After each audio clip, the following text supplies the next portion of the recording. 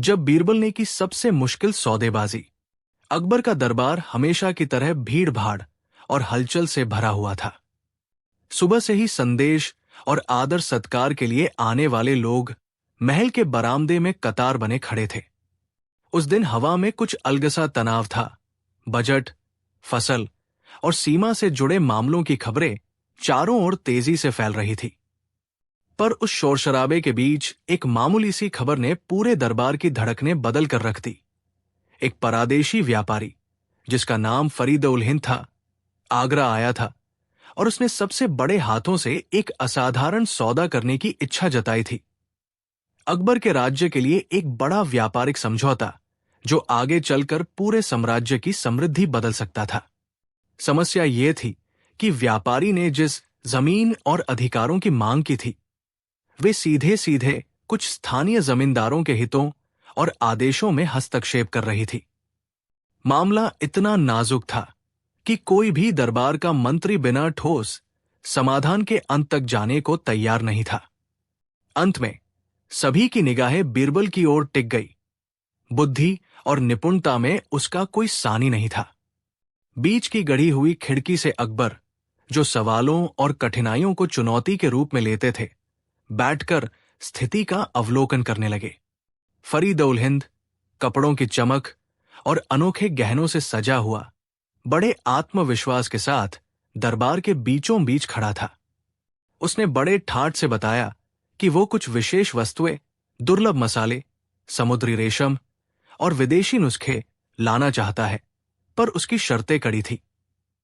उसे वो बंदरगाह और उससे जुड़ी हुई जमीन दी जाए जहां वो अपनी दुकानें और गोदाम स्थापित कर सके।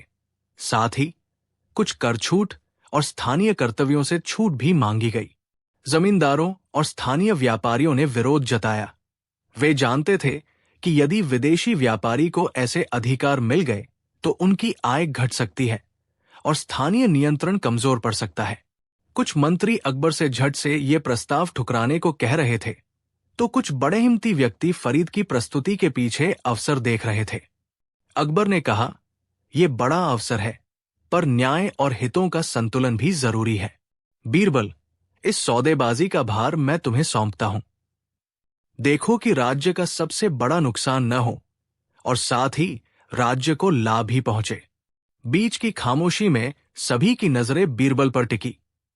बीरबल ने मुस्कुराते हुए कहा, जहां पनाह, यह सौदा जितना बड़ा दिखता है उतना ही नाजुक भी है, पर डरने की बात नहीं।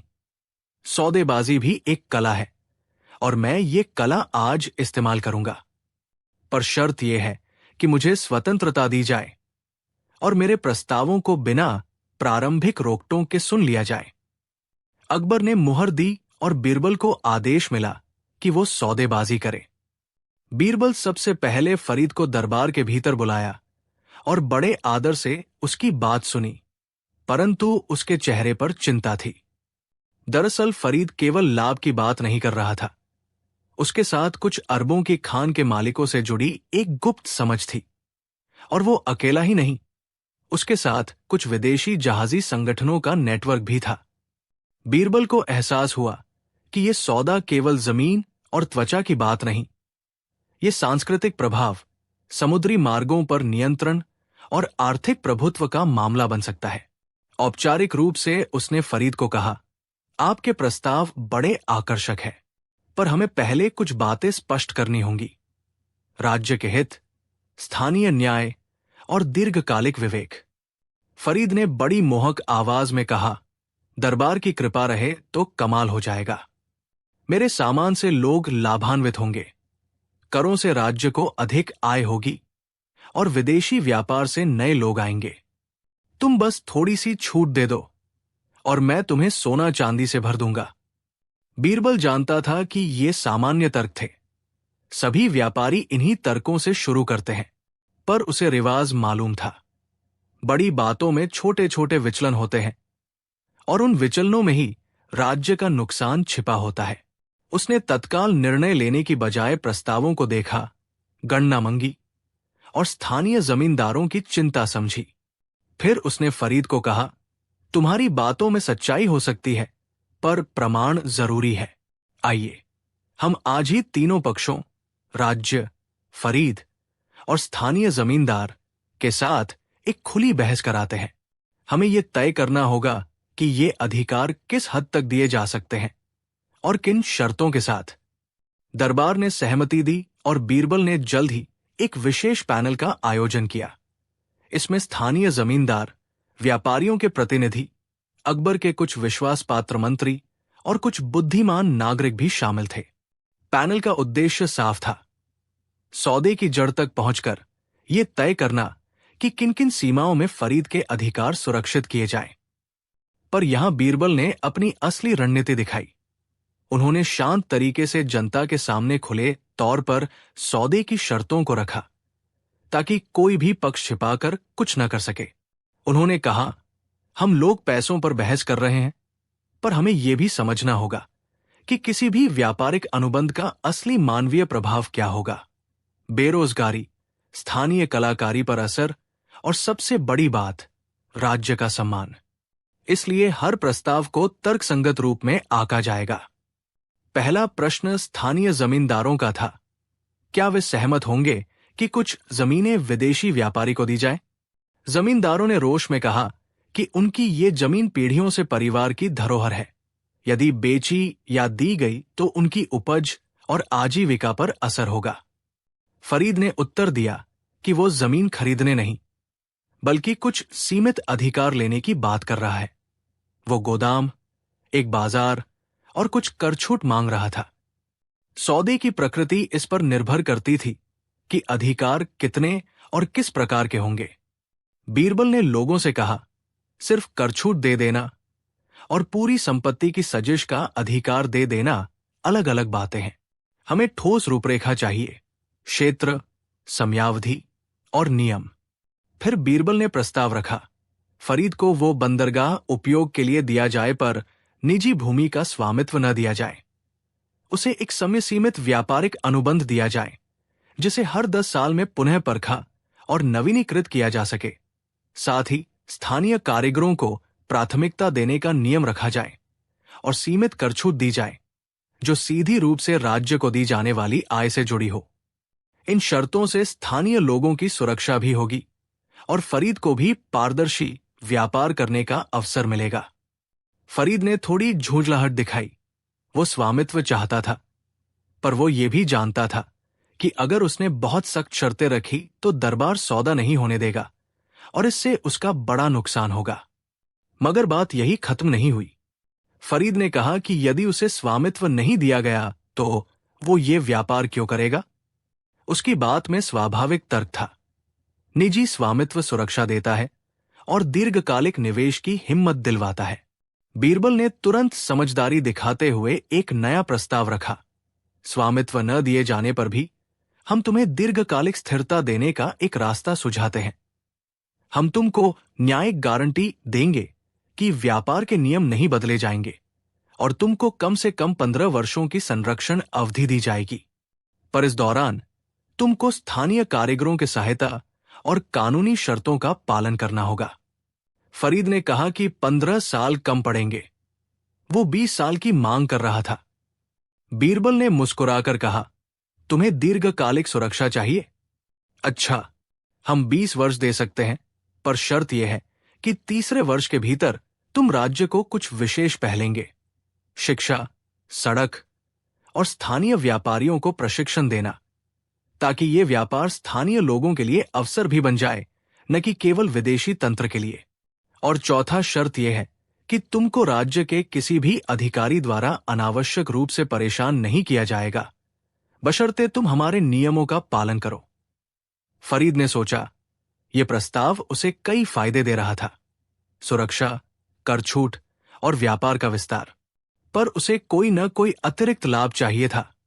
वो डिजाइन और गुणवत्ता पर नियंत्रण रखना चाहता था, ताकि अपने ब्रांड की विश्वसनीयता बरकरार रख सके। दोनों पक्षों की नोकझोंक के बीच बीरबल ने एक और चाल चली। उसने दरबार के कागजों में एक शर्त जोड़ दी, जिसे उसने समान रूप से लाभ की शर्त कहा। इसका अर्थ था कि व्यापार से होने वाला लाभ राज्य और स्थानीय समुदायों में संतुलित रूप से बांटा जाएगा। उसने कहा यदि तुम्हारी मुनाफाखोरी से स्थानीय व्यापार प्रभावित होता है तो हम अनुबंध को रद्द करने के लिए स्वतंत्र होंगे। ये शर्त सुनते ही फरीद का मुंह थोड़ा सिकुड़ गया। उसकी योजना मुनाफे को अधिकतम करने की थी, पर वो भी बुद्धिमान था। उसने कहा, ठीक है, पर मुनाफे के गणना का तरीका पारदर्शी होना चाहिए और उसमें हमें कुछ अधिकार मिलने चाहिए। बीरबल ने ठंडे दिमाग से कहा कि मुनाफे की गिनती के लिए स्वतंत्र लेखाकार नियुक्त होंगे, 2 स्थानीय और 1 परदेशी, जिनका चयन दोनों पक्षों की सहमति से होगा। इस तरह एक संतुलन बन गया। सभी ने प्रतीक्षा की कि अब जमींदार क्या कहेंगे। जमींदारों के मुखिया नाम था भीमदास, जिन्होंने अपनी जमीनें कठोर परिश्रम से संभाली थी, बोले, हम केवल शब्दों से संतुष्ट नहीं होंगे।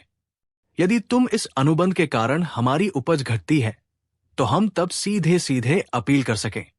हमें अधिकार चाहिए जो हमारी पीढ़ियों की मेहनत की रक्षा करे।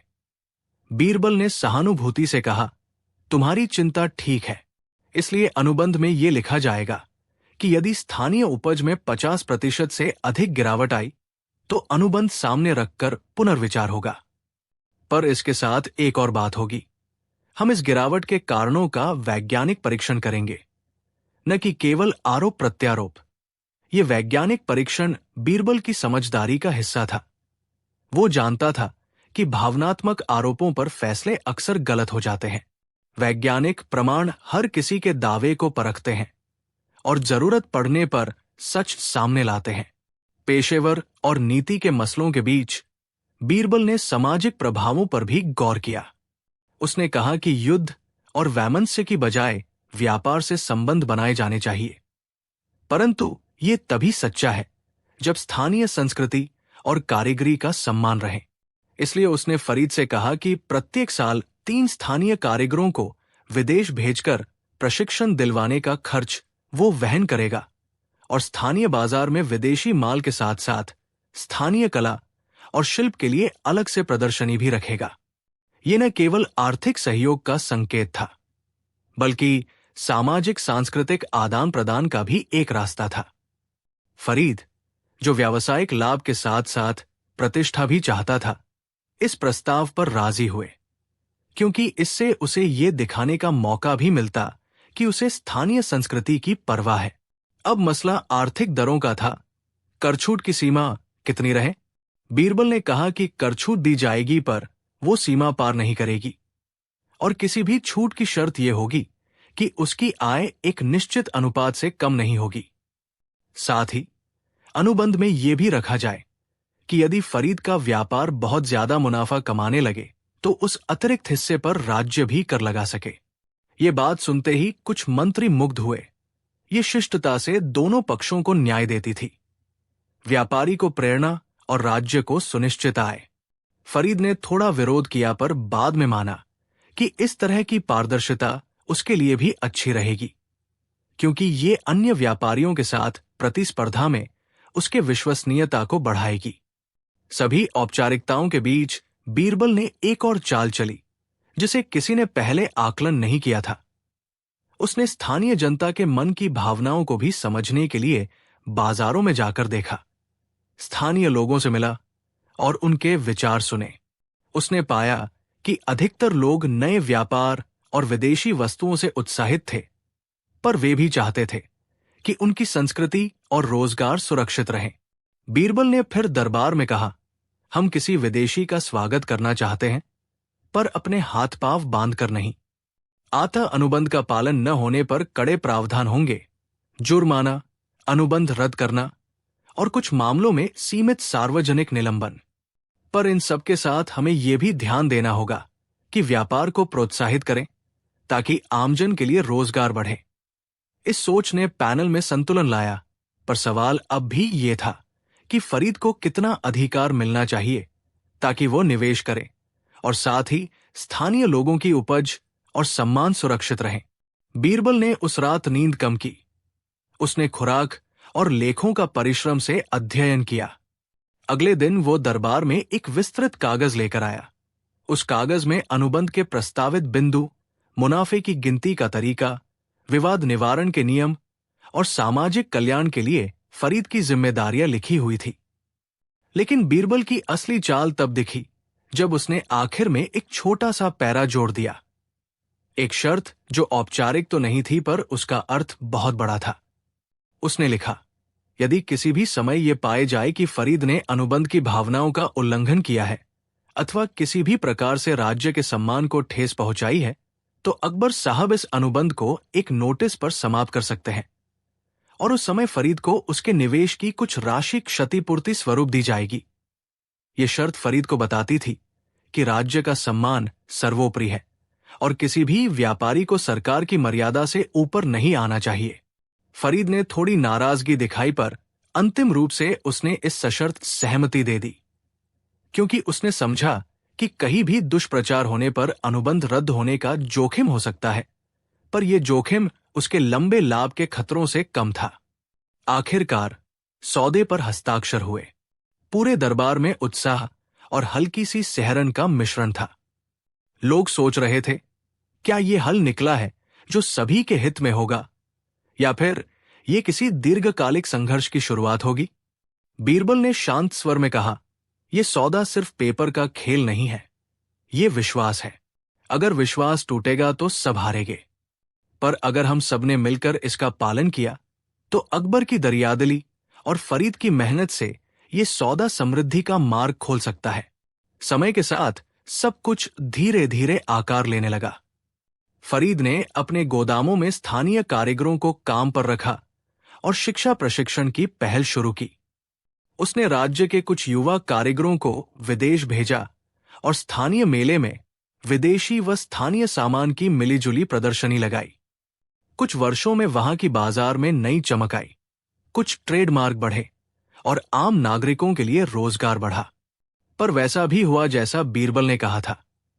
एक छोटे से क्षेत्र में उपज थोड़ी प्रभावित हुई, पर वैज्ञानिक रिपोर्ट से पता चला कि ये गिरावट मुख्यतः मौसमी कारणों और कुछ तकनीकी कारणों की वजह से हुई थी, न कि केवल व्यापार के कारण। तथापि अनुबंध में तय शर्तों के कारण फरीद ने स्थानीय किसानों की मदद के लिए नई तकनीकें लाने की पहल की, जिससे उपज धीरे धीरे ठीक हुई और फिर बढ़ने लगी। 20 साल का समय पूरा हुआ और फरीद ने राज्य के साथ अपने अनुबंध के अनुसार बहुत कुछ दिया। सड़कों, स्कूलों और छोटे व्यापारों के लिए ऋण। इससे लोगों का विश्वास बढ़ा और विदेशी व्यापार से राज्य की आय में भी संतुलन बना रहा। तभी एक दिन एक युवा जमींदार ने आरोप लगाया कि फरीद के कारण उसकी पैदावार में भारी कमी आई है और उसने प्रशासन से अनुबंध रद्द करने की मांग की। मामला फिर से दरबार में आया और लोगों की नजरें बीरबल पर टिकी। क्या इस बार भी बीरबल वही चतुर प्रयोग करेगी? बीरबल शांत रहे। उन्होंने कहा, हमें पहले तथ्यों की परीक्षा करनी चाहिए। वैज्ञानिकों और लेखाकारों ने रिपोर्ट तैयार की। इससे साफ हुआ कि गिरावट का एक बड़ा कारण क्षेत्रीय जल स्रोतों की कमी और कुछ फसल चक्रों में परिवर्तन था, जो कि फरीद के व्यापार से सीधे जुड़ा नहीं था। पर स्थानीय किसान की चिंताओं को अनसुना नहीं किया जा सकता था। बीरबल ने मध्यस्थता की सलाह दी। किसान को क्षतिपूर्ति का हिस्सा दिए जाने का प्रस्ताव रखा गया, पर अनुबंध पूरी तरह न तो रद्द किया गया और न ही फरीद पर बिना कारण आरोप लगाया गया। ये न्यायोचित समाधान निकला।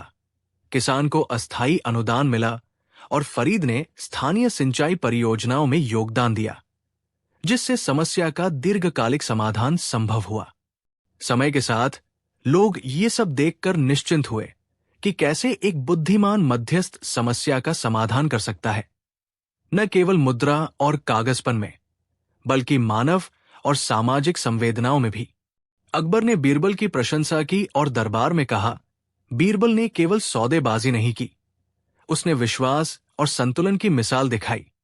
बीरबल ने विनम्रता से कहा, जहां पनाह, सौदा वो नहीं जो एक पक्ष को बहुमूल्य दे और दूसरे को पीड़ित कर दे।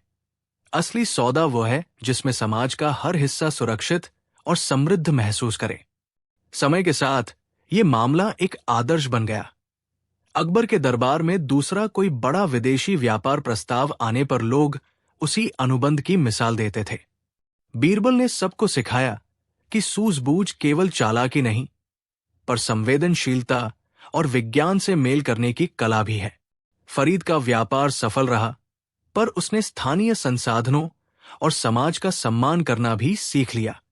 जमींदारों की चिंता भी शांत हुई और कुछ मामलों में उन्होंने भी इस नई अर्थव्यवस्था में साझेदारी कर लाभ उठाया। युवा किसानों के लिए प्रशिक्षण कार्यक्रम शुरू हुए और कुछ वर्ष बाद उस क्षेत्र की कृषि बहरूप से विकसित हुई। कई सालों के बाद जब अकबर और बीरबल उस पुरानी घटना को याद करते तो अकबर कहते, तुमने उस समय सौदेबाजी में जो दूरदर्शिता दिखाई थी वो कमाल की थी। बीरबल हंसते हुए जवाब देते, जहां पनाह, सौदेबाजी कठिन तब है जब हम केवल कागजों को देखते हैं। असली कठिनाई तब आती है जब हमें लोगों की जिंदगियों, भावनाओं और भविष्य को देखते हुए निर्णय लेना पड़ता है। मैंने हमेशा कहा, दिमाग और दिल दोनों को बराबर रखना चाहिए। कहानी का बड़ा सबक यह था कि कठिन से कठिन सौदेबाजी में जीत केवल वही नहीं जो ज्यादा मुनाफा कमाए, बल्कि वो जो सामूहिक हित और दीर्घकालिक न्याय सुनिश्चित करे। बीरबल ने न केवल फरीद को समझाया, बल्कि पूरे समाज को संतुलित, न्यायसंगत और दूरदर्शी दिशा दी। इस तरह वो सौदा, जो शुरू में लहूलुहान विवाद का कारण बन सकता था, अंत में समृद्धि और सहयोग की मिसाल बन गया। अकबर के शासन में ये घटना आने वाली पीढ़ियों को ये सिखाती रही कि चतुराई और करुणा जब साथ मिलती है तो सबसे मुश्किल सौदेबाजी भी संभव हो जाती है। बादशाह अकबर का दरबार उस दिन पहले जैसी मशहूर धूप और शोरशराबे से भरा नहीं था। हवा में कुछ भारीपन था, मानो किसी बड़ी चाल का असर हो, एक ऐसी चाल जिसने दरबार की हवा पलट दी थी। उस सुबह अकबर की भौहों के बीच चिंता की रेखाएं नई तरह से उभर आई थी। दरबार में लोग फुसफुसा रहे थे, कुछ मंत्री बौखलाहट में अपने दस्तावेजों को झटके से संभाल रहे थे और सैनिक अपने हथियार देख रहे थे, जैसे कि वे किसी दूसरे खेल की तैयारी में हों। दरअसल उस रात को जो हुआ था वो किसी सामान्य घटना से कहीं आगे था। एक पड़ोसी राज्य के नवाब ने पिछली शाम अकबर के सामने शतरंज की एक बाजी के लिए दाव लगा दिया। एक असामान्य दाव जिसमें बादशाह के कुछ अधिकारों और जमीन के कुछ हिस्सों का सवाल भी जुड़ा था। न केवल ये दाव राजनैतिक महत्व रखता था, बल्कि अकबर की प्रतिष्ठा भी इस बाजी पर टिकी हुई थी। दरबारियों ने इसे महत्व दिया क्योंकि इस तरह की बाजियां केवल मोहरे नहीं, बल्कि मान और नीति का प्रतिनिधित्व होती थी। अगर अकबर हारता तो सामरिक और कूटनीतिक दोनों ही स्तरों पर उसका प्रभाव पड़ता। शतरंज की उस खेलरात में अकबर ने पहले चाल चली, फिर दूसरी, पर नवाब की चालें ऐसी चतुर और अप्रत्याशित थी कि एक के बाद एक मोहरे उलझते चले गए। आखिरकार वो क्षण आया जब एक चाल ने अकबर की रानी और प्रमुख मोहरों को घेर लिया। अकबर ने हार स्वीकार की। ये दुर्लभ था। शतरंज में हारना किसी खेल का सिर्फ निष्कर्ष नहीं था, इसके प्रतीकात्मक परिणाम भी थे। उस हार का मतलब था कि अकबर ने शर्त के तहत कुछ सीमाएं मान ली, कुछ गांवों के कर, सीमाओं के अधिकार और एक कूटनीतिक समझौता जिसमें नवाब को कुछ विशेष व्यापारिक मार्ग मिलने की बात थी। अगले ही दिन दरबार में ये घोषणा करते हुए कुर्सी का माहौल कड़ा हो गया कि कुछ अधिकार नवाब को हस्तांतरित किए जाएंगे। कुछ मंत्री इस निर्णय से खुश नहीं थे, खासकर कुछ पुराने रोड टैक्स के शिकार मजदूरों और किसानों के प्रतिनिधियों ने विरोध की बातें की। इस बीच अकबर की नजरों में जो दुख था वो सिर्फ हार का नहीं था, बल्कि ये भी कि उसने कई लोगों की आशाओं पर कर दिया था। वो जानता था कि कूटनीति की विनम्रता और मजबूती दोनों चाहिए होती है, और इस हार से उसके कुछ लक्ष्य प्रभावित होंगे। बीच बीच में बीरबल, जो हर बार की तरह शांति और चतुराई के साथ दरबार में उपस्थित था, कुछ अलग सोच रहा था। उसने देखा कि अकबर की हार केवल शतरंज की नहीं थी, ये दरबार और बाहरी दुनिया के बीच बन रही एक नई चाल का हिस्सा थी, और इसे पलटना केवल शब्दों से नहीं हो सकता था। बीरबल ने अपनी सूझबूझ और हास्य का सहारा लेकर एक योजना बनाई, एक ऐसी योजना जो न केवल अकबर की प्रतिष्ठा बहाल करेगी, बल्कि उस नवाब के असल इरादों को भी उजागर करेगी। बीमारियों और जज्बातों में अक्सर असल कारण छिपा होता है। बीरबल ने पहले उस नवाब के बारे में जांच करवाई। वो निकला कि नवाब के साथ कुछ व्यापारी और सलाहकार थे जो उसकी चालों को निर्देशित कर रहे थे। इन सलाहकारों का उद्देश्य सीमाओं और व्यापार पर नियंत्रण पाकर अपने हित साधना था। बीरबल ने सोचा कि यदि वे व्यापारिक मार्ग और कर नियमों को अपने पक्ष में कर रहे हैं, तो यही उसका कमजोर पक्ष होगा। बीरा ने एक नन्हे से नाटक का आयोजन करने का निर्णय लिया। उसने दरबार में कहा कि अकबर को एक समारोह का आयोजन करना चाहिए जहां विभिन्न राज्यों के प्रतिनिधि, व्यापारी और कलाकार मौजूद होंगे। ये आयोजन दिखावटी रूप से एक उत्सव होगा, पर बीरबल के इरादे थे कि वो नवाब और उसके साथियों का सच्चा चेहरा जनता के सामने लाएगा।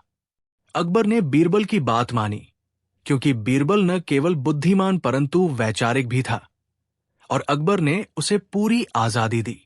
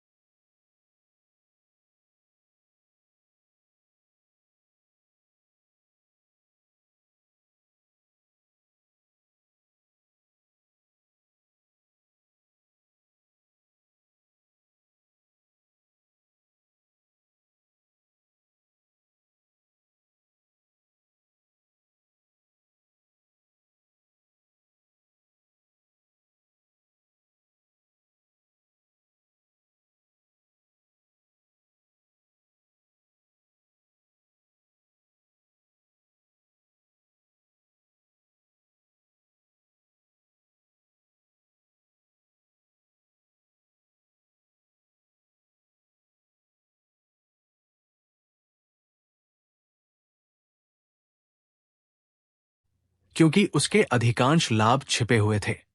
जैसे ही मामला गर्म हुआ, बीरबल ने एक और कदम उठाया। उसने उस शतरंज की बाजी को पुनः प्रस्तावित किया, पर एक नई शर्त के साथ। इस बार बाजी केवल मोहरों की नहीं होगी। इसमें निर्णय उन गांवों और निम्न तबके के लोगों के भी होंगे जिनके हिस्से का सवाल था। कई लोगों ने हैरानी से पूछा, यह कैसे संभव है?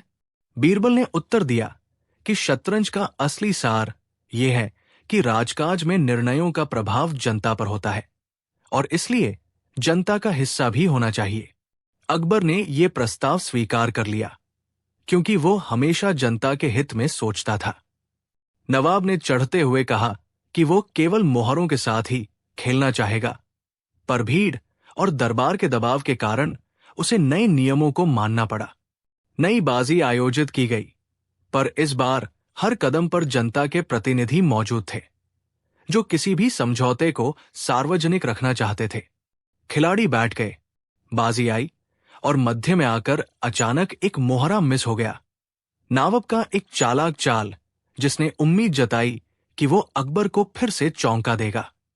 पर बीरबल ने पहले ही कुछ छिपा हुआ चाल चला रखा था। उसने बाजी के नियमों में कुछ और शर्तें जोड़ी थी, जो सार्वजनिक रूप से पढ़ी गई थी। यदि कोई खिलाड़ी किसी दस्तावेज में छेड़छाड़ करता पाया गया, तो न केवल उसे दंड दिया जाएगा, बल्कि वो समझौता रद्द भी माना जाएगा और उसकी प्रतिष्ठा सार्वजनिक रूप से कटेगी। इस सार्वजनिक शर्त ने नवाब के सलाहकारों को कांपने पर मजबूर कर दिया, क्योंकि उनका पूरा लाभ छिपे हुए अनुबंधों और कलुषित समझौतों में निहित था। भीड़ में उत्साह था, क्योंकि अब बाजी केवल शतरंज नहीं रही, ये एक प्रकार की सामाजिक और नैतिक परीक्षा बन गई थी। आखिरकार नवाब ने कई चालें चली, पर जनता के निगरानी और बीरबल की सूझ के चलते उनको हर मोड़ पर चुनौती मिली। खेल अंत में टकराव में पहुंचा। नवाब को अपने ठोस लाभ को सार्वजनिक रूप से छोड़ना पड़ा, और साथ ही कुछ अनुबंधों को संशोधित करना पड़ा, ताकि वे लोगों के हित में हों। ये जीत केवल अकबर की प्रतिष्ठा की नहीं थी, ये जनता की आवाज की भी जीत थी, जिसे बीरबल ने न केवल सुना बल्कि मंच दिया। जब अगला सत्र समाप्त हुआ, नवाब ने शर्तों को स्वीकार कर लिया। उसने कुछ इलाकों पर करहक छोड़ दिए, व्यापारिक मार्गों का हिस्सा जनता के कल्याण के लिए सुरक्षित रखा, और कुछ अनुबंधों को पारदर्शी रूप में रखने का वादा किया। भीड़ ने राहत के साथ तालियां बजाई। अकबर ने बीरबल की तरक्की की प्रशंसा की और कहा कि सूझबूझ और पारदर्शिता ने उसे हार से जीत दिलाई। ये वही पल था जब बीरबल ने विद्रोही, चालाक और स्वार्थी पराजित कर दिए। पर कहानी का असली मोड़ तब आया जब बीरबल ने खुलासा किया कि नवाब की बाजी हारना केवल एक भाग था। असल में नवाब के साथ जो बड़े व्यापारी और सलाहकार जुड़े थे, वे दरबार के अंदर ही कुछ लोगों के साथ साजिश कर रहे थे। बीरबल ने कुछ दिनों पहले ही ऐसे कुछ दस्तावेज और साक्ष्य जुटाए थे, जो दिखाते थे कि दरबार के किन्हीं लोगों ने भी नवाब के साथ मिलकर अपने फायदे के लिए समझौते किए थे। ये खुलासे दरबार के अंदर एक नई चुनौती लाई, क्योंकि इस बार मामला केवल बाहरी था, पर आंतरिक साजिशों ने भी बिगाड़ा था। सोच रहा है एक जवान सैनिक जिसका नाम रमेश था, जिसने हाल ही में गांव वालों की मदद के लिए अपनी छुट्टी छोड़ दी थी। जब वे गांव पहुंचे, रमेश ने निहायत ही विनम्रता से उनका स्वागत किया। उसकी आंखों में सच्चाई और साधारणपन था, जैसे मिट्टी से ही बना हो। किताब ने चुपके से पन्ने फड़फड़ाए और अचानक एक हवादार रोशनी निकली, जिसने तीनों के सामने जमीन पर एक धुंधला सा नक्शा उकेरा। नक्शा बोल रहा था, न कि शब्दों में पर प्रतीकों में। उसने उनकी राह दिखाई। पहले जंगल के उस पार एक पुराना किले की दीवारों के नीचे जाना था, फिर नदी के उस मोड़ पर जहां पत्थर 3 बार घूमते थे, और अंत में एक नीम के पेड़ के नीचे जहां चांद की रोशनी मिट्टी में छेद बनाती थी। तीनों ने मिलकर सफर आरंभ किया। रास्ते में कई विपत्तियां आई। मौसम बदल गया, रातें ठंडी हुई, और रास्ते में ऐसे लोग मिले जो नक्शे के बारे में सुनकर उसे छीनना चाहते थे। पर किताब ने बार बार याद दिलाया कि नक्शा सिर्फ उन्हीं को दिखाई देगा जो दिल से सच्चे हैं। एक रात जब तीनों एक छोटी सी शिविर में विश्राम कर रहे थे, कुछ लुटेरे उनके पास आए। लुटेरों ने सोचा कि ये यात्री खजानों की खोज में निकले हैं, पर बीरबल ने अपनी हठीली बुद्धि दिखाई। उसने अपने कपड़ों में कुछ नकली सोने के सिक्के बांधे और बेवजह से उन्हें दिखाया। लुटेरे भौचक के रह गए और धीरे धीरे पीछे हटने लगे, तो बीरबल ने उन्हें शांति से समझाया कि असली खजाना धन नहीं, बल्कि न्याय और भरोसा है। कुछ की आंखें खुली और वे वापस लौट गए। रमेश की बहादुरी और अकबर की उदारता ने भी हालात को नियंत्रित किया। जब वे किले पहुंचे तो उसके खंडहर में भी कुछ पुरानी काटछांट और पथराव थे। नक्शे ने संकेत दिया कि कुछ रासायनिक निशान जो दीवारों पर बने हुए हैं, वे उन संकेतों की तरफ इशारा करेंगे जो खजाने की दिशा में ले जाएंगे। उन्हें दीवारों पर छिपे हुए पत्र मिले जो पिछले शासकों की दयालुता की कहानी बताते थे कि किस तरह उन्होंने खजाना छुपाया ताकि आवश्यकता पड़ने पर एक नेक राजा उसका उपयोग कर सके। आखिरी मोड़ पर जब वे नदी के पास पहुंचे और चांद की रोशनी नीम के पेड़ पर पड़ रही थी, किताब ने कहा, यहां धीरज और इंतजार की परीक्षा होगा। जिस दिन चांद पूरी तरह उजलेगा, तभी मिट्टी का वह चीर खुलेगा जिसमें खजाना छिपा हुआ है। पर जो लोग लालची होंगे वे मिट्टी खोदेंगे और सिर्फ हमेशा के लिए अंधेरा लेकर जाएंगे। अकबर और बीरबल ने सोच समझकर फैसला किया कि वे अगले पूर्ण चंद्रमा की रात तक इंतजार करेंगे। वे गांव में वापस गए और वहां के लोगों की मदद करते रहे, क्योंकि किताब ने कहा था कि सच्चे दिलों का प्रमाण उनकी कर्मठता में होगा, न कि केवल उनकी बातों में। नेताओं और गांव वालों की ओर से आने वाले लोगों ने अकबर की नीतियों की सराहना की और हारून ने भी अपनी नई जिम्मेदारियों को ईमानदारी से निभाया। अंततः वो पूर्ण चंद्रमा आया। रात आलोकित थी। वे तीनों फिर से नदी किनारे पहुंचे। किताब ने प्रकाश फैलाया और ठीक बीच बीच में दरबार में संकोच हुआ। कुछ मंत्री शर्मसार हुए, कुछ भयभीत। पर बीरबल ने किया क्या? उसने कहा कि यदि राजा की नैतिकता और न्याय की परीक्षा होनी है तो उसे भी पारदर्शी होना चाहिए। उसने उन लोगों का नाम लिया जिनके दस्तावेज मिले थे और उन्हें जनता के सामने पेश किया गया। कुछ लोग बचने की कोशिश करने लगे, पर अकबर ने कठोरता और दया के साथ निर्णय लिया। जिनके पेपर में ठोस गलतियां थी उन्हें दंड मिला, पर साथ ही उन्हें सुधार करने का भी अवसर दिया गया। ये सब देखकर दरबार में एक नया जीवन आया। कुछ रिश्ते टूटे, कुछ बन गए, पर सबसे महत्वपूर्ण बात यह थी कि जनता ने देखा कि उनका बादशाह आत्मनिरीक्षण और न्याय के लिए तैयार है। हार की शुरुआत जो कल की रात हुई थी, वो अब एक नए विश्वास की जीत बन चुकी थी। कहानी के अंत में बीरबल और अकबर बैठकर एक शांत शाम का आनंद ले रहे थे। अकबर ने कहा, बीरबल, तुम्हारी सूझ ने मेरी हार को मेरे लिए सीख का सबक बना दिया। बीरबल ने मुस्कुराकर कहा, बादशाह, असली बाजी तो हमेशा दिलों और इरादों की होती है। शतरंज केवल एक आईना भर है। और इस तरह बादशाह की हारी हुई बाजी बीरबल के आईने और जनता की दृढ़ता से पलट गई। ये वो घटना बनी जिसने न केवल एक शतरंज की बाजी का परिणाम बदला, बल्कि एक राज्य का विश्वास और उसके नियमों की रीढ़ को भी मजबूत किया। अकबर के दरबार की सुबह आमतौर पर सुनहरी धूप, हल्की सी हलचल और मंत्र मुक्त कर देने वाली शोर शराबे से भरी रहती थी। मंत्री अपनी फाइलों के साथ, सैनिक अपनी ढालों के साथ, और जैसे ही बाजार खुलता उस हलचल में कहीं तहजीब की खुशबू भी फैल जाती। पर उस दिन हर चीज वैसी नहीं थी। महल में एक अजीब सी शांति थी, ऐसी शांति जो किसी भारी बरसात से पहले हवा में फैल जाती है। लोग कानाफूसी कर रहे थे और हर कोई किसी रहस्य की ओर संकेत कर रहा था। दरबार के बीचों बीच अकबर बैठा था। उसकी आंखों में जिज्ञासा और हल्की सी बेचैनी समाई थी। उसके पास ही बीरबल अपनी बुद्धिमत्ता के साथ मुस्कुरा रहा था। बीरबल, अकबर ने पूछा, तुम्हें क्या पता है?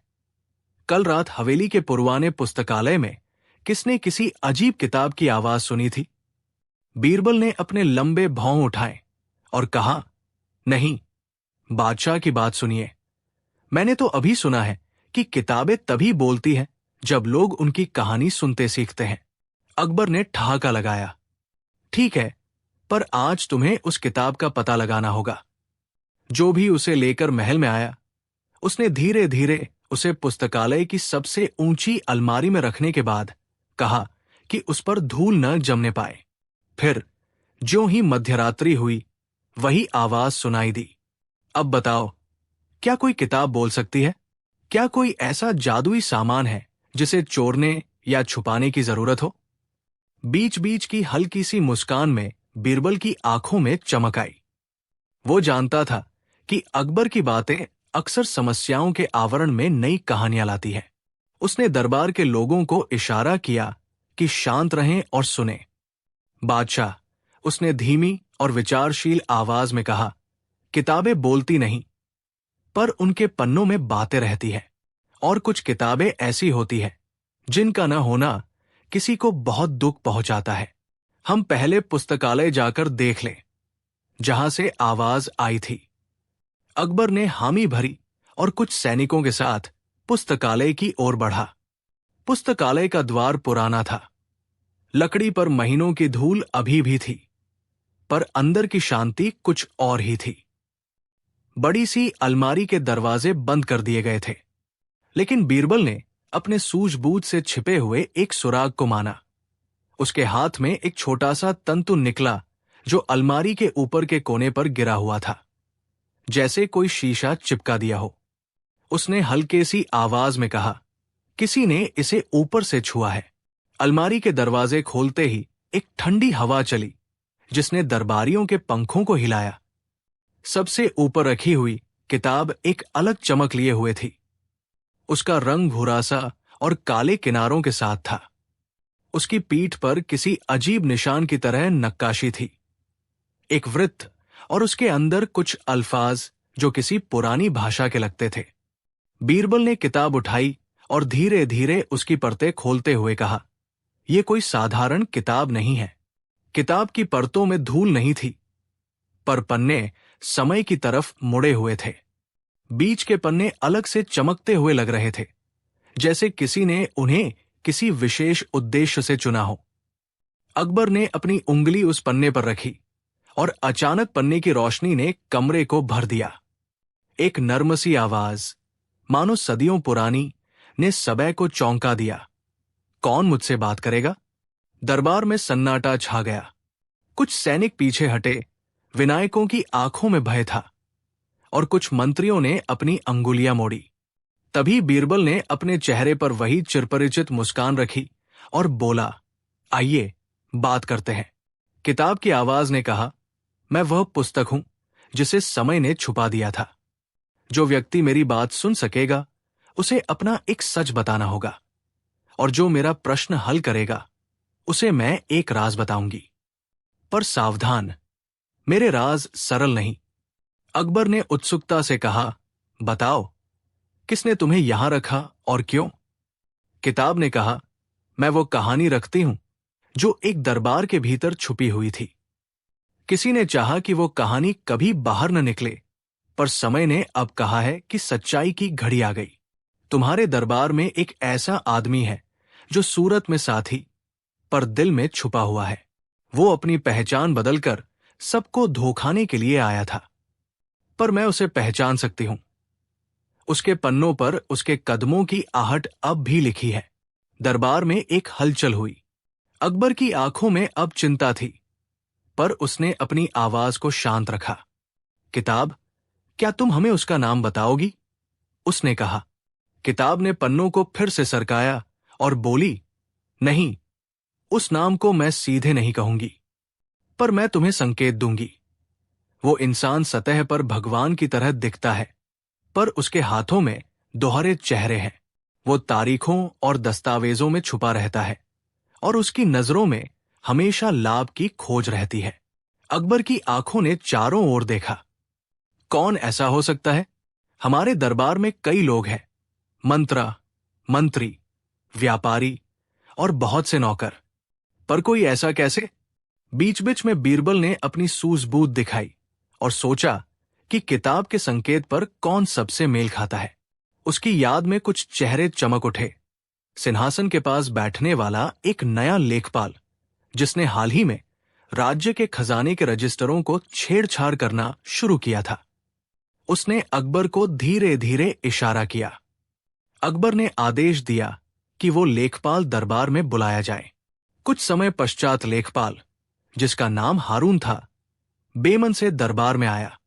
वो सादा कपड़े पहनकर आया, पर उसकी आंखों में घुड़सवार शौर्य था। किताब ने उसकी तरफ आवाज की, तुमने किस लिए दस्तावेजों में संशोधन किया? हारून के पसीने छूट गए। उसने झिड़कते हुए कहा, मैंने कुछ भी नहीं किया है बादशाह।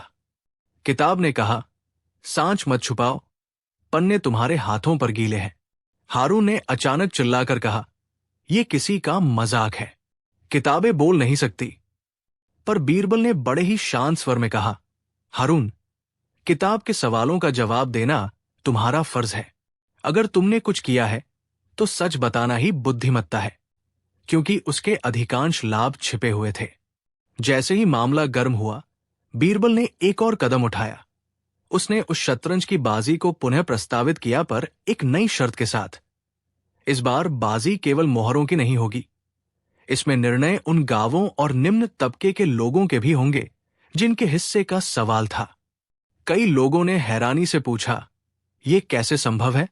बीरबल ने उत्तर दिया कि शतरंज का असली सार यह है कि राजकाज में निर्णयों का प्रभाव जनता पर होता है, और इसलिए जनता का हिस्सा भी होना चाहिए। अकबर ने यह प्रस्ताव स्वीकार कर लिया, क्योंकि वो हमेशा जनता के हित में सोचता था। नवाब ने चढ़ते हुए कहा कि वो केवल मोहरों के साथ ही खेलना चाहेगा, पर भीड़ और दरबार के दबाव के कारण उसे नए नियमों को मानना पड़ा। नई बाजी आयोजित की गई, पर इस बार हर कदम पर जनता के प्रतिनिधि मौजूद थे, जो किसी भी समझौते को सार्वजनिक रखना चाहते थे। खिलाड़ी बैठ गए, बाजी आई, और मध्य में आकर अचानक एक मोहरा मिस हो गया। नावब का एक चालाक चाल, जिसने उम्मीद जताई कि वो अकबर को फिर से चौंका देगा। पर बीरबल ने पहले ही कुछ छिपा हुआ चाल चला रखा था। उसने बाजी के नियमों में कुछ और शर्तें जोड़ी थी, जो सार्वजनिक रूप से पढ़ी गई थी। यदि कोई खिलाड़ी किसी दस्तावेज में छेड़छाड़ करता पाया गया, तो न केवल उसे दंड दिया जाएगा, बल्कि वो समझौता रद्द भी माना जाएगा और उसकी प्रतिष्ठा सार्वजनिक रूप से कटेगी। इस सार्वजनिक शर्त ने नवाब के सलाहकारों को कांपने पर मजबूर कर दिया, क्योंकि उनका पूरा लाभ छिपे हुए अनुबंधों और कलुषित समझौतों में निहित था। भीड़ में उत्साह था, क्योंकि अब बाजी केवल शतरंज नहीं रही, ये एक प्रकार की सामाजिक और नैतिक परीक्षा बन गई थी। आखिरकार नवाब ने कई चालें चली, पर जनता के निगरानी और बीरबल की सूझ के चलते उनको हर मोड़ पर चुनौती मिली। खेल अंत में टकराव में पहुंचा। नवाब को अपने ठोस लाभ को सार्वजनिक रूप से छोड़ना पड़ा, और साथ ही कुछ अनुबंधों को संशोधित करना पड़ा, ताकि वे लोगों के हित में हों। ये जीत केवल अकबर की प्रतिष्ठा की नहीं थी, ये जनता की आवाज की भी जीत थी, जिसे बीरबल ने न केवल सुना बल्कि मंच दिया। जब अगला सत्र समाप्त हुआ, नवाब ने शर्तों को स्वीकार कर लिया। उसने कुछ इलाकों पर करहक छोड़ दिए, व्यापारिक मार्गों का हिस्सा जनता के कल्याण के लिए सुरक्षित रखा, और कुछ अनुबंधों को पारदर्शी रूप में रखने का वादा किया। भीड़ ने राहत के साथ तालियां बजाई। अकबर ने बीरबल की तरक्की की प्रशंसा की और कहा कि सूझबूझ और पारदर्शिता ने उसे हार से जीत दिलाई। ये वही पल था जब बीरबल ने विद्रोही, चालाक और स्वार्थी पराजित कर दिए। पर कहानी का असली मोड़ तब आया जब बीरबल ने खुलासा किया कि नवाब की बाजी हारना केवल एक भाग था। असल में नवाब के साथ जो बड़े व्यापारी और सलाहकार जुड़े थे, वे दरबार के अंदर ही कुछ लोगों के साथ साजिश कर रहे थे। बीरबल ने कुछ दिनों पहले ही ऐसे कुछ दस्तावेज और साक्ष्य जुटाए थे, जो दिखाते थे कि दरबार के किन्हीं लोगों ने भी नवाब के साथ मिलकर अपने फायदे के लिए समझौते किए थे। ये खुलासे दरबार के अंदर एक नई चुनौती लाई, क्योंकि इस बार मामला केवल बाहरी था, पर आंतरिक साजिशों ने भी बिगाड़ा था। सोच रहा है एक जवान सैनिक जिसका नाम रमेश था, जिसने हाल ही में गांव वालों की मदद के लिए अपनी छुट्टी छोड़ दी थी। जब वे गांव पहुंचे, रमेश ने निहायत ही विनम्रता से उनका स्वागत किया। उसकी आंखों में सच्चाई और साधारणपन था, जैसे मिट्टी से ही बना हो।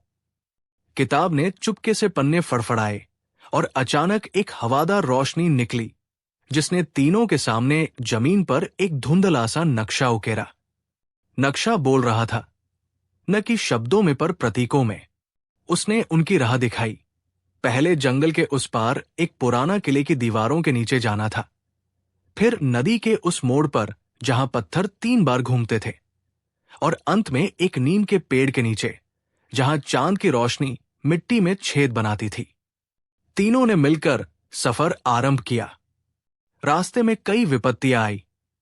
मौसम बदल गया, रातें ठंडी हुई, और रास्ते में ऐसे लोग मिले जो नक्शे के बारे में सुनकर उसे छीनना चाहते थे। पर किताब ने बार बार याद दिलाया कि नक्शा सिर्फ उन्हीं को दिखाई देगा जो दिल से सच्चे हैं। एक रात जब तीनों एक छोटी सी शिविर में विश्राम कर रहे थे, कुछ लुटेरे उनके पास आए। लुटेरों ने सोचा कि ये यात्री खजानों की खोज में निकले हैं, पर बीरबल ने अपनी हठीली बुद्धि दिखाई। उसने अपने कपड़ों में कुछ नकली सोने के सिक्के बांधे और बेवजह से उन्हें दिखाया। लुटेरे भौचक के रह गए और धीरे धीरे पीछे हटने लगे, तो बीरबल ने उन्हें शांति से समझाया कि असली खजाना धन नहीं, बल्कि न्याय और भरोसा है। कुछ की आंखें खुली और वे वापस लौट गए। रमेश की बहादुरी और अकबर की उदारता ने भी हालात को नियंत्रित किया। जब वे किले पहुंचे तो उसके खंडहर में भी कुछ पुरानी काटछांट और पथराव थे। नक्शे ने संकेत दिया कि कुछ रासायनिक निशान जो दीवारों पर बने हुए हैं, वे उन संकेतों की तरफ इशारा करेंगे जो खजाने की दिशा में ले जाएंगे। उन्हें दीवारों पर छिपे हुए पत्र मिले जो पिछले शासकों की दयालुता की कहानी बताते थे, कि किस तरह उन्होंने खजाना छुपाया ताकि आवश्यकता पड़ने पर एक नेक राजा उसका उपयोग कर सके। आखिरी मोड़ पर जब वे नदी के पास पहुंचे और चांद की रोशनी नीम के पेड़ पर पड़ रही थी, किताब ने कहा, यहां धीरज और इंतजार की परीक्षा होगा। जिस दिन चांद पूरी तरह उजलेगा, तभी मिट्टी का वह चीर खुलेगा जिसमें खजाना छिपा हुआ है। पर जो लोग लालची होंगे वे मिट्टी खोदेंगे और सिर्फ हमेशा के लिए अंधेरा लेकर जाएंगे। अकबर और बीरबल ने सोच समझकर फैसला किया कि वे अगले पूर्ण चंद्रमा की रात तक इंतजार करेंगे। वे गांव में वापस गए और वहां के लोगों की मदद करते रहे, क्योंकि किताब ने कहा था कि सच्चे दिलों का प्रमाण उनकी कर्मठता में होगा, न कि केवल उनकी बातों में। नेताओं और गांव वालों की ओर से आने वाले लोगों ने अकबर की नीतियों की सराहना की, और हारून ने भी अपनी नई जिम्मेदारियों को ईमानदारी से निभाया। अंततः वो पूर्ण चंद्रमा आया। रात आलोकित थी। वे तीनों फिर से नदी किनारे पहुंचे। किताब ने प्रकाश फैलाया और ठीक बीच बीच में दरबार में संकोच हुआ। कुछ मंत्री शर्मसार हुए, कुछ भयभीत। पर बीरबल ने किया क्या? उसने कहा कि यदि राजा की नैतिकता और न्याय की परीक्षा होनी है तो उसे भी पारदर्शी होना चाहिए। उसने उन लोगों का नाम लिया जिनके दस्तावेज मिले थे और उन्हें जनता के सामने पेश किया गया। कुछ लोग बचने की कोशिश करने लगे, पर अकबर ने कठोरता और दया के साथ निर्णय लिया। जिनके पेपर में ठोस गलतियां थी उन्हें दंड मिला, पर साथ ही उन्हें सुधार करने का भी अवसर दिया गया। ये सब देखकर दरबार में एक नया जीवन आया। कुछ रिश्ते टूटे, कुछ बन गए, पर सबसे महत्वपूर्ण बात यह थी कि जनता ने देखा कि उनका बादशाह आत्मनिरीक्षण और न्याय के लिए तैयार है। हार की शुरुआत जो कल की रात हुई थी, वो अब एक नए विश्वास की जीत बन चुकी थी। कहानी के अंत में बीरबल और अकबर बैठकर एक शांत शाम का आनंद ले रहे थे। अकबर ने कहा, बीरबल, तुम्हारी सूझ ने मेरी हार को मेरे लिए सीख का सबक बना दिया। बीरबल ने मुस्कुराकर कहा, बादशाह, असली बाजी तो हमेशा दिलों और इरादों की होती है। शतरंज केवल एक आईना भर है। और इस तरह बादशाह की हारी हुई बाजी बीरबल के आईने और जनता की दृढ़ता से पलट गई। ये वो घटना बनी जिसने न केवल एक शतरंज की बाजी का परिणाम बदला, बल्कि एक राज्य का विश्वास और उसके नियमों की रीढ़ को भी मजबूत किया। अकबर के दरबार की सुबह आमतौर पर सुनहरी धूप, हल्की सी हलचल और मंत्रमुग्ध कर देने वाली शोर शराबे से भरी रहती थी। मंत्री अपनी फाइलों के साथ, सैनिक अपनी ढालों के साथ, और जैसे ही बाजार खुलता उस हलचल में कहीं तहजीब की खुशबू भी फैल जाती। पर उस दिन हर चीज वैसी नहीं थी। महल में एक अजीब सी शांति थी, ऐसी शांति जो किसी भारी बरसात से पहले हवा में फैल जाती है। लोग कानाफूसी कर रहे थे और हर कोई किसी रहस्य की ओर संकेत कर रहा था। दरबार के बीचों बीच अकबर बैठा था। उसकी आंखों में जिज्ञासा और हल्की सी बेचैनी समाई थी। उसके पास ही बीरबल अपनी बुद्धिमत्ता के साथ मुस्कुरा रहा था। बीरबल, अकबर ने पूछा, तुम्हें क्या पता है?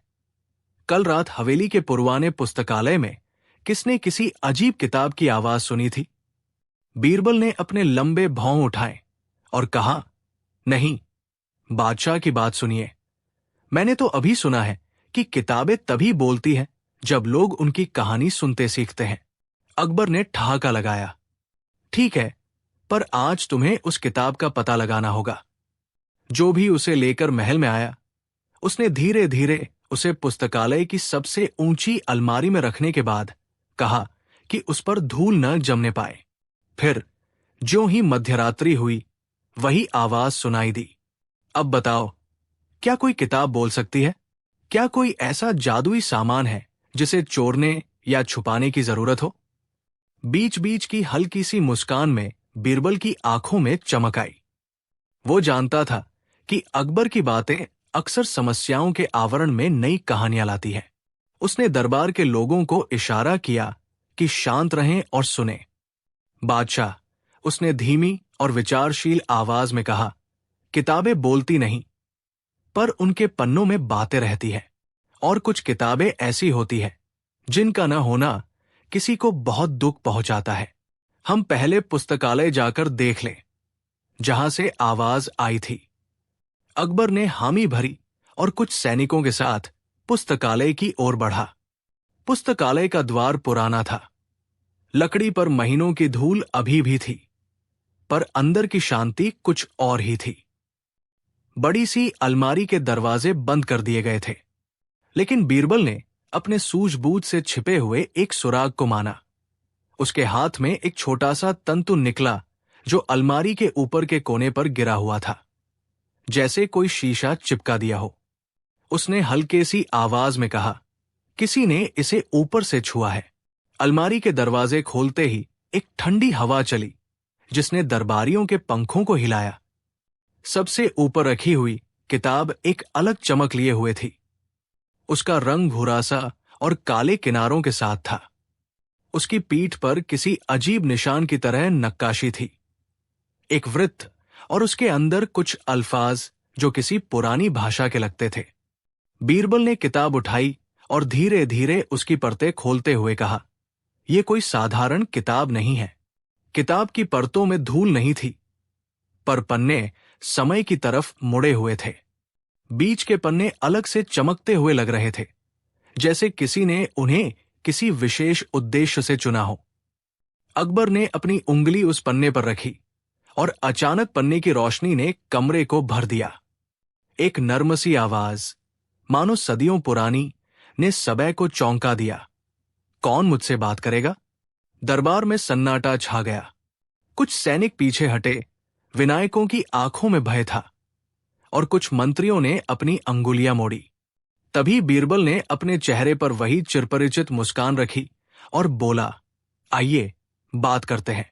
किताब की आवाज ने कहा, मैं वह पुस्तक हूं जिसे समय ने छुपा दिया था। जो व्यक्ति मेरी बात सुन सकेगा उसे अपना एक सच बताना होगा, और जो मेरा प्रश्न हल करेगा उसे मैं एक राज बताऊंगी। पर सावधान, मेरे राज सरल नहीं। अकबर ने उत्सुकता से कहा, बताओ, किसने तुम्हें यहां रखा और क्यों? किताब ने कहा, मैं वो कहानी रखती हूं जो एक दरबार के भीतर छुपी हुई थी।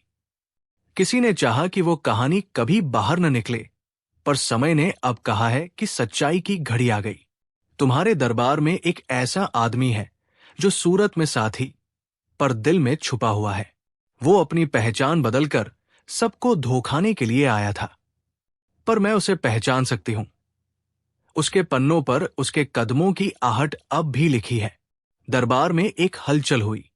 अकबर की आंखों में अब चिंता थी, पर उसने अपनी आवाज को शांत रखा। किताब, क्या तुम हमें उसका नाम बताओगी? उसने कहा। किताब ने पन्नों को फिर से सरकाया और बोली, नहीं, उस नाम को मैं सीधे नहीं कहूंगी, पर मैं तुम्हें संकेत दूंगी। वो इंसान सतह पर भगवान की तरह दिखता है, पर उसके हाथों में दोहरे चेहरे हैं। वो तारीखों और दस्तावेजों में छुपा रहता है और उसकी नजरों में हमेशा लाभ की खोज रहती है। अकबर की आंखों ने चारों ओर देखा। कौन ऐसा हो सकता है? हमारे दरबार में कई लोग हैं, मंत्रा, मंत्री, व्यापारी और बहुत से नौकर, पर कोई ऐसा कैसे? बीच बीच में बीरबल ने अपनी सूझबूझ दिखाई और सोचा कि किताब के संकेत पर कौन सबसे मेल खाता है। उसकी याद में कुछ चेहरे चमक उठे। सिंहासन के पास बैठने वाला एक नया लेखपाल, जिसने हाल ही में राज्य के खजाने के रजिस्टरों को छेड़छाड़ करना शुरू किया था। उसने अकबर को धीरे धीरे इशारा किया। अकबर ने आदेश दिया कि वो लेखपाल दरबार में बुलाया जाए। कुछ समय पश्चात लेखपाल, जिसका नाम हारून था, बेमन से दरबार में आया। वो सादा कपड़े पहनकर आया, पर उसकी आंखों में घुड़सवार शौर्य था। किताब ने उसकी तरफ आवाज की, तुमने किस लिए दस्तावेजों में संशोधन किया? हारून के पसीने छूट गए। उसने झिड़कते हुए कहा, मैंने कुछ भी नहीं किया है, बादशाह। किताब ने कहा, सांच मत छुपाओ, पन्ने तुम्हारे हाथों पर गीले हैं। हारून ने अचानक चिल्लाकर कहा, यह किसी का मजाक है। किताबें बोल नहीं सकती, पर बीरबल ने बड़े ही शांत स्वर में कहा, हारून, किताब के सवालों का जवाब देना तुम्हारा फर्ज है। अगर तुमने कुछ किया है तो सच बताना ही बुद्धिमत्ता है।